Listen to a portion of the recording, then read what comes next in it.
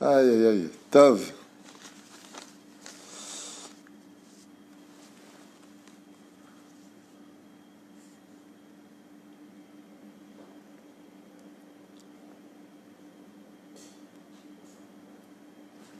Beshem Hashem Naaseh Benatzliach Boker Or. On est aujourd'hui mercredi, le mercredi 16 septembre.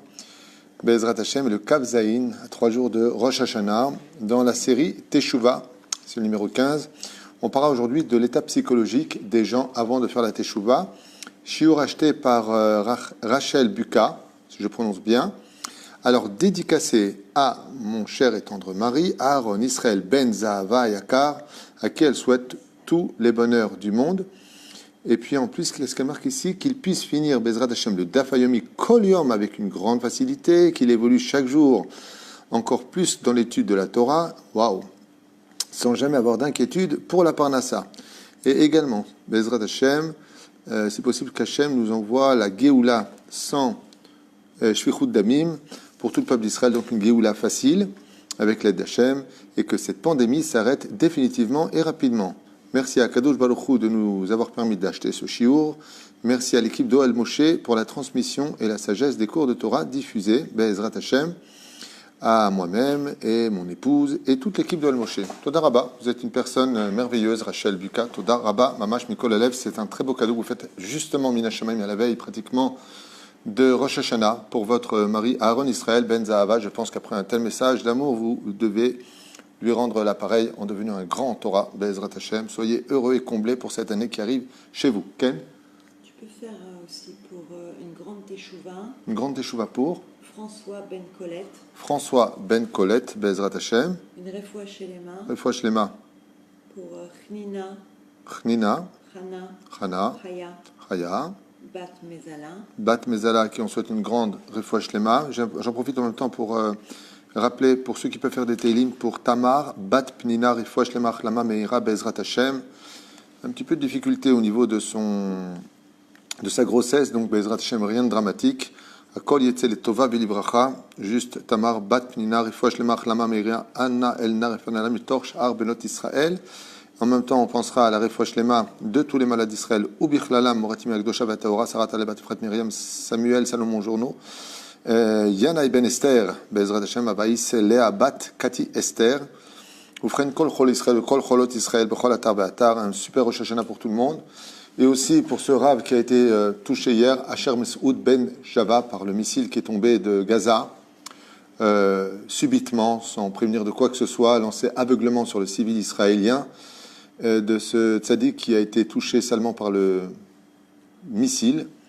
Asher Mesoud Ben Java, une grande réussite pour tous les Tormim d'Israël, Mamash, tous nos Tormim, et tous ceux qui soutiennent la Torah, aussi bien chez nous qu'ailleurs. Que Dieu vous bénisse pour le mérite que vous avez, Be'ezrat Hashem. Une grande réussite aussi pour le Igoud Arabanim, une grande atzlacha pour tous les rabbanim francophones et israéliens et autres d'ailleurs, Bémet, qui font un travail phénoménal. Baruch Hu ou Baruch Shemo. Ken? Tu peux faire la refoua shelema pour Moshe Ben Esther. Moshe Ben Esther, c'est aussi mon frère. Alors Moshe Ben Esther, nom de famille. C'est Esh Moshe Ben Esther. Hein, Belaïch, c'est ça? Belaïch? Ah oui, je crois. Ok. C'est le papa d'Ayala. Alors Belaïch. Be'ezrat Hashem, que du bonheur, de la tzlacha, be'arvacha pour chacun de nous. Alors, je vous avoue franchement, le shiur que je voudrais partager avec vous, c'est un shiur très important à mes yeux. Très, très, très important à mes yeux. C'est un shiur qui est basé sur la teshuva réussie et non pas sur la teshuva qui est dépendante de quelque chose. Pourquoi? Parce que vous savez, comme on l'a vu dernièrement dans la Mishnah de Maseret Avot, tout amour qui est dépendant de quelque chose, la chose dont elle est dépendante n'est plus, l'amour n'est plus. Il est impératif, quand on vient pour faire teshuva, de comprendre pourquoi on fait teshuva. Ça veut dire pas pourquoi Dieu nous demande de faire les mitzvot, pas pourquoi on doit faire le Shabbat, c'est pas ça la question. C'est pourquoi nous, on doit faire teshuva. Et ce rendez-vous est très important avec soi-même parce que très souvent, les pathologies diverses qui existent pour chacun de nous, les chocs émotionnels que nous pouvons avoir, peuvent nous mener à nous attacher à la Torah et les mitzvot, comme par exemple une des plus grandes pathologies du XXIe siècle, le désespoir. Les gens, des fois, ont désespoir et j'en ai vu. J'ai même connu des cas de personnes qui, ne trouvant pas pour se marier, sont devenues religieuses ou religieux, prétestant ainsi donc appartenir à une espèce de groupe qui pourra ouvrir une dimension plus rapide vers le mariage. Mais en réalité, elle ne l'était pas. Pourquoi? Parce que, il fallait que je me marie, s'il faut être religieux, pourquoi pas s'attacher à ça? La Torah et la Teshuvah, c'est pas une mode. On ne s'attache pas aux choses comme à un gris-gris. Et c'est pour ça qu'il est impératif, quand on fait Teshuvah, de comprendre qu'est-ce que l'on est, qu'est-ce que l'on veut et qu'est-ce qu'on l'on attend.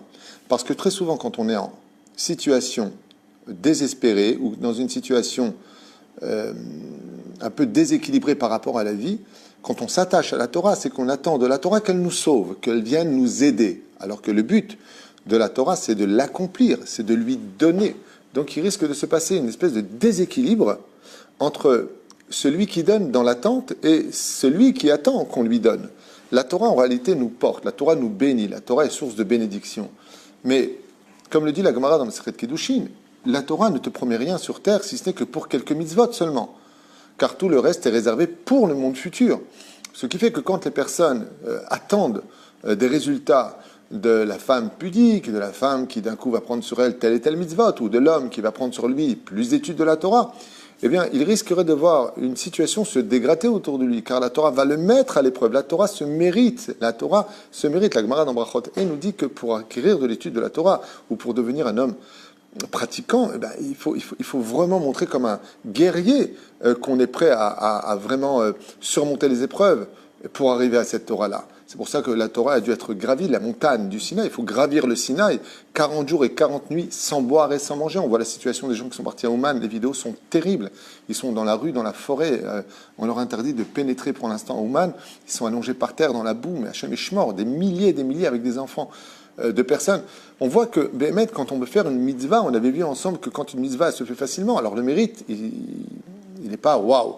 Mais quand on fait une mitzvah, même petite, avec beaucoup d'efforts, eh bien, Kadosh Baruch Hu augmente le salaire à un tel point qu'on avait donné l'exemple de la synagogue qui était à 2 pas de la maison et celle qui était à 1 kilomètre de la maison. Celui qui ira à 1 kilomètre de la maison aura plus de mérite que celui qui est parti à 2 pas. Pourquoi? Parce qu'il a fait plus d'efforts pour y arriver. Et la reine, quand on rentre dans la Torah, il est impératif au niveau psychologique de se poser les bonnes questions. C'est-à-dire, c'est pas honteux de se poser la question, pourquoi tu fais tchouva? Lama tachoser bitchouva. Lama. Qu'est-ce que tu as besoin de rentrer à l'intérieur de ce monde, d'être Shomer Shabbat, Shomer Mitzvot? Pourquoi tu le fais? Si ta réponse est parce que je suis juif, parce que j'ai compris que ce monde était un monde d'illusion, que Béhémet un jour en rendra des comptes, je crois en Dieu, très bien. Inematov Manaïm. Je suis juif, je sais que la Torah est vérité, donc si la Torah est vérité, je n'ai pas besoin de me poser plus de questions. C'est une teshuva qui est saine. Mais si la teshuva que je fais est bordée par, ou accompagnée par un désespoir, que ma pathologie me met dans cette situation d'attendre, de me dire, voilà, je vais faire ça comme ça, je vais avoir ça, tu risques d'être déçu. Et ta teshuva sera à tout coin de rue, tout le temps, menée par le doute. Est-ce que c'est bien, c'est pas bien? Et qu'est-ce que ça risquerait d'engendrer? Des chilou lachem. Ça veut dire un jour tu es religieux, un jour tu es moins religieux, quand tu es en vacances tu l'es plus du tout, puis quand tu reviens tu l'es un peu plus. Quelque part, on peut se donner le rôle d'acteur, de façon même inconsciente, du monde de la Torah dans lequel on est. Alors bien sûr, d'un côté, il y a un avantage, malgré tout, d'aller dans ce chemin-là, parce que Torkede Shelolim Shma Balishma, à force de le faire, au début c'était un peu comme une espèce de jeu, une nouvelle mode de faire teshuva, et puis après on y prend goût, puis après on étudie la Torah, puis après on peut grandir. Ça veut dire que même si la teshuva est un petit peu bancale dans son idéologie, dans sa façon de la vivre et l'idéologie pour laquelle on veut l'accomplir, elle peut mener à bien, mais elle prend des risques. Et c'est pour ça que je voulais faire ce shiur avec vous, parce que les risques qu'encourt ce genre de teshuva peuvent mener à des grands chiloul Hachem. Par exemple, combien de cas vous connaissez, je connais moi-même, de femmes qui ont fait teshuva avec le kissouille, Mama Salé, Mamash, la fille, waouh, on voyait plus rien. Même Batman était moins couverte qu'elle. Et quand elles ont divorcé, plus de kissouille, plus de jupe, plus rien. Et pareil pour les mecs. Le mec religieux, machin, un truc chouette, il a divorcé. Plus de kippa, plus sympa, boîte de nuit, gonzesse, la totale. Makara, tu faisais la tchouva pour l'autre? C'est quoi ton problème?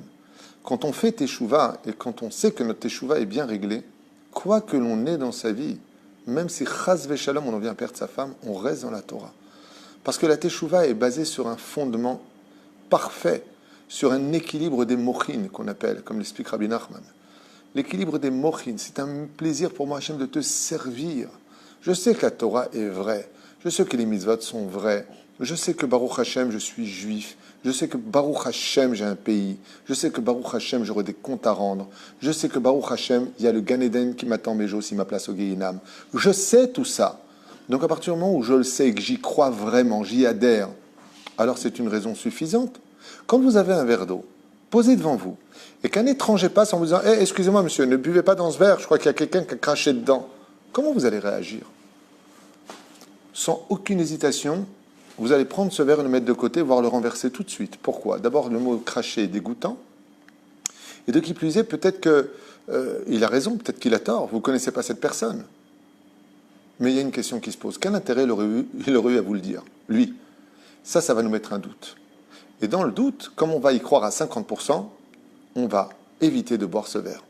De la même façon, quand vraiment on croit en la Torah, quand vraiment on sait que la Torah, elle est vraie, quand on sait qu'elle est vraie, la Torah, comme souvent je pose la question à des gens, et je me rends compte des problèmes. Je voudrais poser, juste comme ça, vous partager une petite discussion comme ça. Il m'est arrivé dans mes séminaires, en Chutz Laaretz entre autres, de poser la question à des gens. Je leur ai dit, voilà, je vais vous poser des questions, vous dites oui ou non. Ok? Est-ce que vous croyez en la Torah? Est-ce que pour vous, le Sefer Torah n'est pas simplement un rouleau gris-gris qui aurait été donné, comme les chrétiens ont leur christianisme, l'islam, le Coran, les bouddhistes ont leur livre à eux? Est-ce que vous pensez que la Torah est le livre de vérité? Réponse des gens, oui. Très bien. Est-ce que donc tout ce qui a marqué dedans pour vous est pure vérité? Réponse des gens, oui. Très bien. Donc dans ce cas-là, j'aimerais vous poser une question. Est-ce que pour vous, vous êtes béni ou vous êtes maudit? Et les gens me disent à ce moment-là, mais Rav Tuto, on est béni. Je lui dis non, parce que selon la Torah, étant donné que vous m'avez dit juste avant que vous n'étiez ni Shomer Shabbat, ni Shomer ceci, ni Shomer cela, si vous regardez bien dans les parachutes de la Torah, il y a marqué, si tu ne fais pas ça, tout le peuple répondra Amen à la malédiction. Maudit tu seras dans ton Arurata bevoecha ou Arurata etc. Maudit tu seras quand tu rentreras chez toi, et maudit tu seras, maudit tu seras quand tu sortiras de chez toi, et maudit tu seras quand tu rentreras chez toi. Donc si cette Torah est vraie, en quoi vous croyez dans cette Torah-là? Et ça laisse les gens vraiment perplexes. La femme a répondu, oui, enfin vous savez, c'est très dur de tout faire. Je lui ai dit, d'accord, de tout faire, mais alors qu'est-ce que vous avez, vous, commencé? Et là, elle m'a répondu avec un joli sourire avec son mari, ben, on est déjà venu à votre cours. Et je les ai applaudis. Je lui ai dit, mais n'oubliez pas ce que vous venez de dire. Si vous croyez en la Torah, si Bémet, cette Torah, elle est vraie, alors pourquoi vous ne la mettez pas en application? Parce que vous n'y croyez pas vraiment. C'est la seule réponse. Parce que si vraiment vous y croyez, comme tous ces gens qui sont morts cliniques, partis voir de l'autre côté, qui ont fait une teshuva fulgurante, ou des gens qui ont vu des choses incroyables, pourquoi d'un coup ils font tout? Parce que maintenant ils n'ont plus de doute. Ce qui fait que les pathologies, malheureusement, nous amènent à faire des fois des teshuvas qui sont très bancales, qui sont dictaturales vis-à-vis des autres, qui sont très maladroites vis-à-vis de nous-mêmes, vis-à-vis des lois. On devient beaucoup plus dur que ce que la Torah nous le demande, ou plus pathétique, au lieu d'être plus sympathique.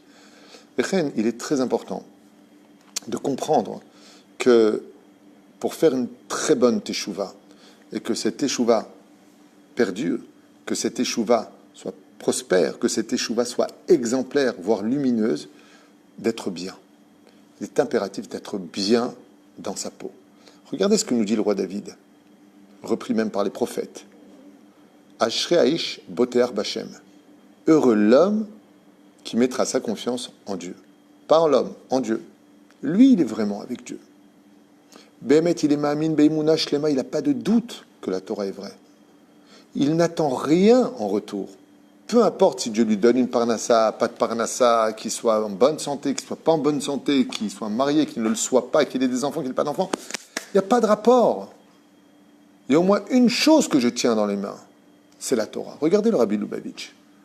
Zecher Tzadik Vekadosh Libracha. Regardez ce Tzadik, entre autres, comme beaucoup d'autres, mais lui. Chaque personne qui venait le voir, il le bénissait. Pour qu'il ait un enfant, il avait un enfant. Et lui, il n'a pas eu d'enfant. Est-ce que pour autant, il a laissé tomber la Torah? Le Rabbi a dit, moi, j'ai peut-être pas d'enfant biologique, mais j'ai des millions d'enfants que j'ai ramenés sous les projecteurs de la Shekhinah. Et ainsi donc, malgré toutes les épreuves qu'il a eues dans sa vie, et Dieu seul sait combien il en a eu, parce qu'à part ses propres épreuves et ses propres souffrances et ses propres maladies, il devait supporter les souffrances du peuple dans le monde entier. On lui écrivait, on lui racontait, le mec il n'allait pas voir le Rabbi Lubavitch pour lui dire voilà, salut Rabbi, je vais super bien, j'ai gagné le loto, ma femme c'est une bombe, mes enfants c'est tous les blonds. Non. Alors le Rabbi, ça va pas, je voudrais me marier, je voudrais la parnassa, je voudrais ceci, je voudrais cela, avec ce qu'il y fasse. Comment se fait-il qu'il ait gardé ce même punch, toujours prêt à faire des divrei Torah, toujours prêt à affronter le monde? Parce que sa teshuva n'était pas dépendant de quoi que ce soit. Le Rabbi a toujours donné l'exemple à suivre de ce cours que je suis en train de vous faire, plutôt partagé avec l'aide d'Hachem, parce que ce que je vous dis pour vous est valable pour moi. C'est que sa teshuva ne dépendait rien d'autre que d'avoir le plaisir de servir Hachem et de tenir le sceptre de la vérité.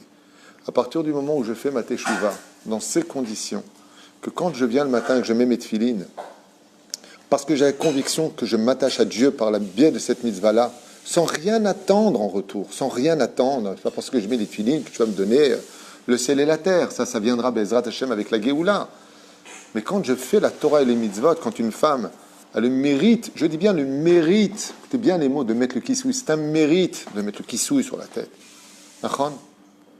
d'être pudique, de pratiquer la Torah et les mitzvot, de faire sa alia en Eretz Israël, tous ces mérites, Zochim la alot le Eretz HaKodesh, c'est un mérite. Mais j'attends pas que la terre me donne quoi que ce soit. C'est à moi de montrer que je mérite ce mérite. C'est à moi de montrer que je mérite ce que j'ai maintenant.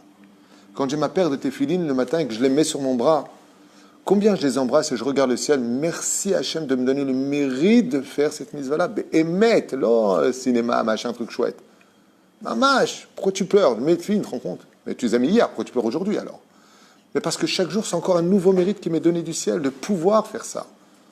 Si on arrive à ce degré-là, grâce, comment on peut y arriver? Grâce à l'étude de la Torah, en posant des questions au rabbanim, pour enlever tous les doutes. Tu as des questions, pose-les. En abaïshan lamed. Celui qui est timide, il ne peut pas apprendre. Pose des questions. Pourquoi c'est comme ça? Et où est-ce que ça mène? De suivre, Bezrat Hashem, une situation, non pas d'idéologie. La Torah, ce n'est pas une idéologie. La Torah, c'est la vérité. Elle débloque, elle, les idéologies. Elle n'est pas une idéologie. Elle est la source de toutes les idées du monde. Aforba de Kulaba.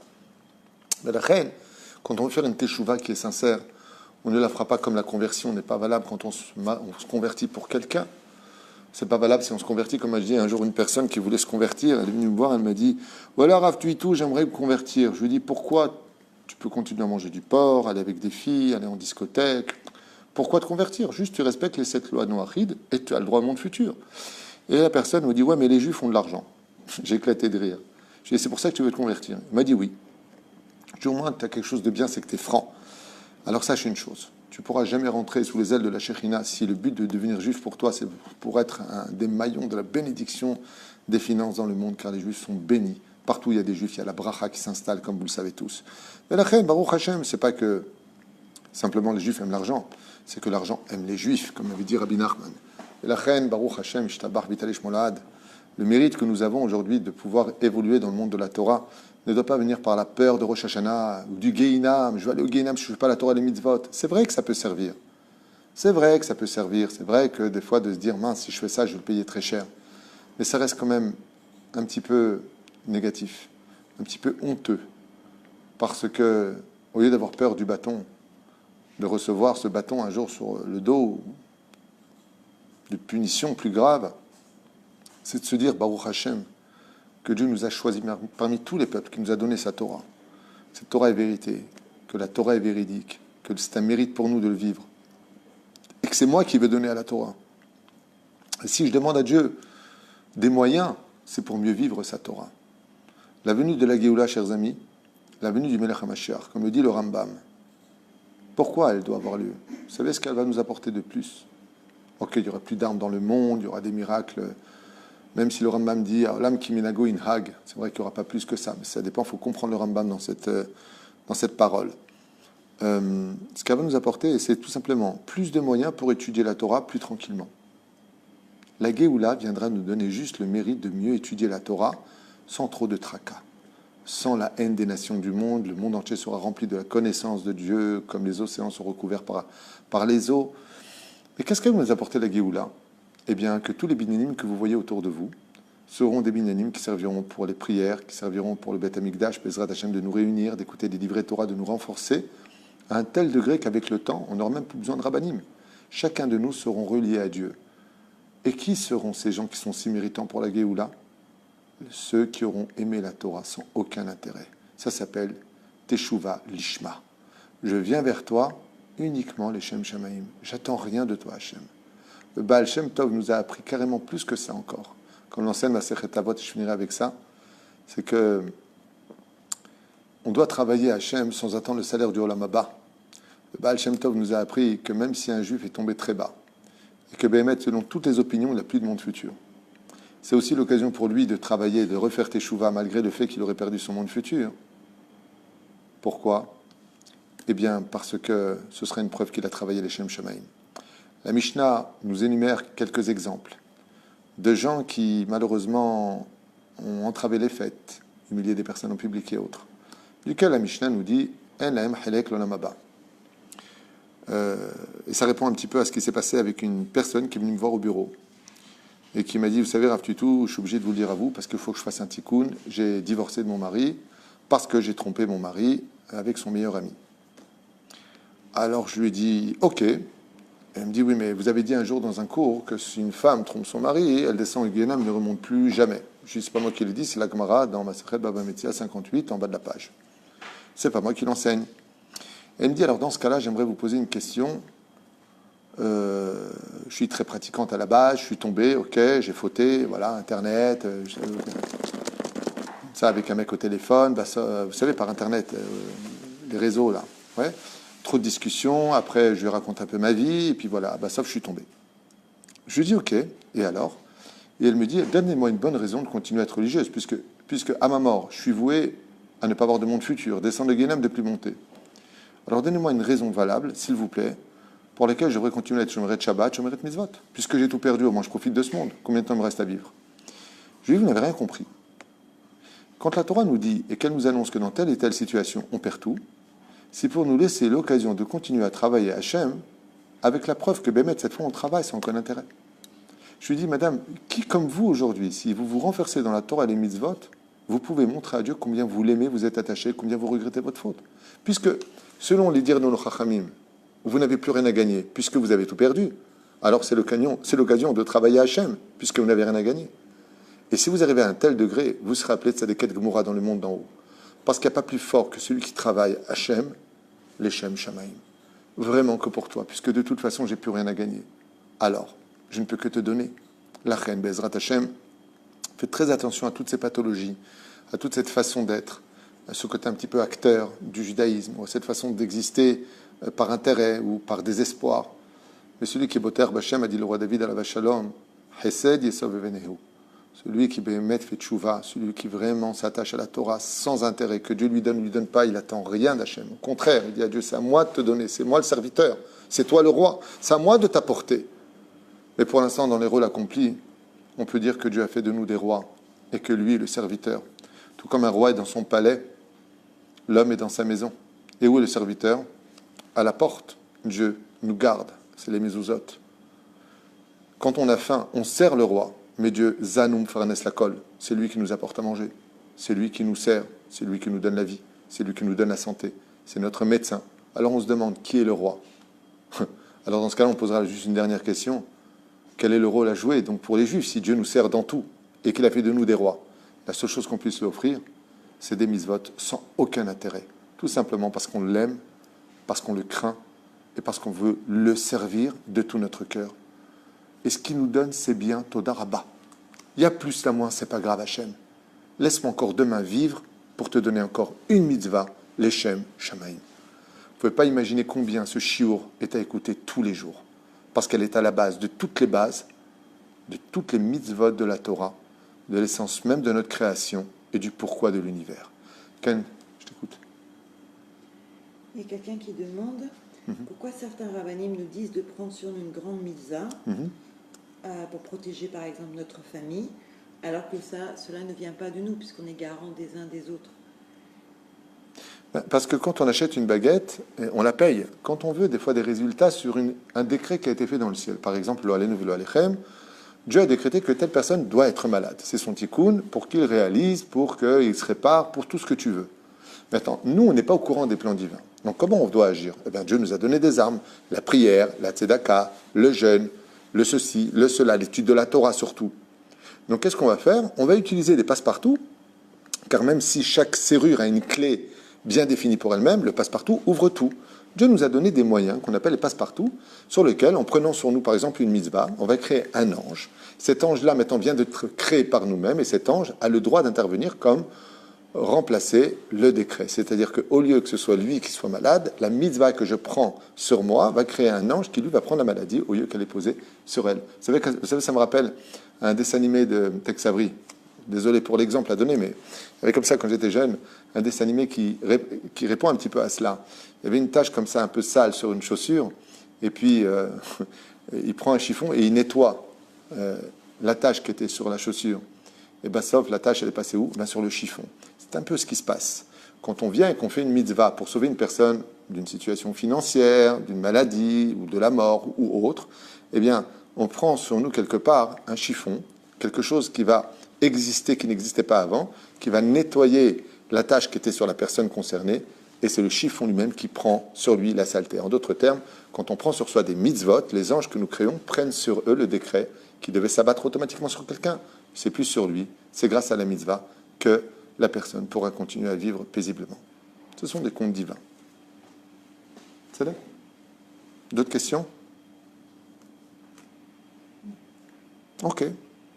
Alors, une fois de plus, j'en profiterai du temps que tu arrives pour éteindre l'appareil, pour remercier Mamash, tous ceux d'abord qui nous soutiennent une fois de plus. Je sais que j'insiste lourdement, mais pour moi, ce n'est pas un dû. Vous avez beaucoup de mérite. Toda Rabba, Bémet, Toda Rabba. Et nous avons le mérite de partager ces moments ensemble. Rachel Buka, que Dieu vous comble de richesses spirituelles et matérielles pour vos gentillesses et l'amour que vous portez à votre mari. Très beau message pour lui. Aaron Israël Ben Zahava. Bracha be'atzlacha.